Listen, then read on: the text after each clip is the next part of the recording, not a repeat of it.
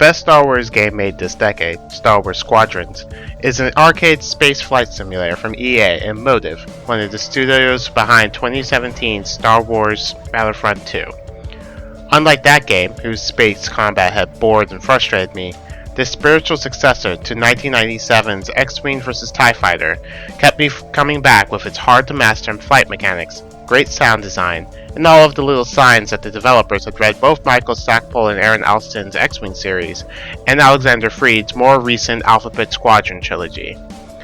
The main campaign, as a result, is engaging to sit through at least once, while doing a good job of slow-walking you through all of the various flight and weapon systems that are essential to enjoying the multiplayer experience.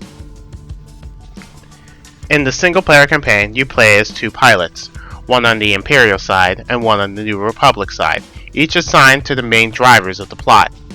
Teresa Carell of the Empire and Lyndon Javes of the New Republic. Before and after each mission, you're given a chance to talk with one or more of your squad mates and learn a little bit more about why they're here and what they plan to do after the current fight is over. The New Republic pilots talk about transitioning from rebellion to proper government, something some are having a harder time with than others, in addition to why they chose to leave their former lives behind and fight the Empire.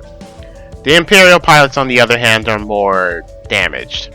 While a couple of them seem to be mentally healthy, one is a crazy psychopath, and the other is so mentally and physically damaged that he won't take off his helmet.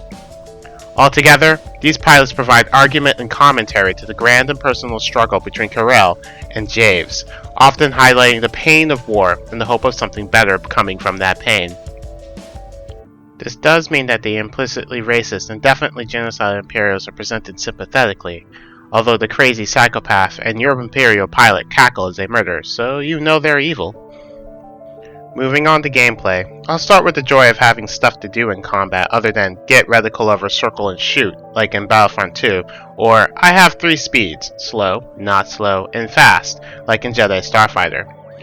All fighter ships have the ability to distribute power across at least 2 of 3 systems, lasers, propulsion, and shields, if the ship has them, and there are benefits to pushing any one system to max. For example, max power to shields means that they will overcharge, granting you extra protection, but doing that means that your lasers and propulsion won't recharge quickly,